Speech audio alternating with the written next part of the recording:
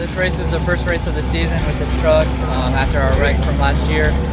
We felt pretty good. We were coming in, just hoping to finish strong, and we've had some bad luck in the last couple of races, so it was good to have a good finish. Right now, I think we're in a pretty good battle with Justin Davis and I, and it's going to be close to first. I think we won, but for some reason during the race, there was a yellow flag. We checked up, went around it slow, got back on it, and they said we were supposed to stop. They pulled us in for 10 minutes.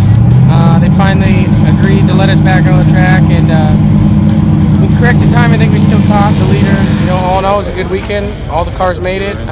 Getting ready to go to the Mint. We had so much fun, and you know, we're just out here because we like to have a good time.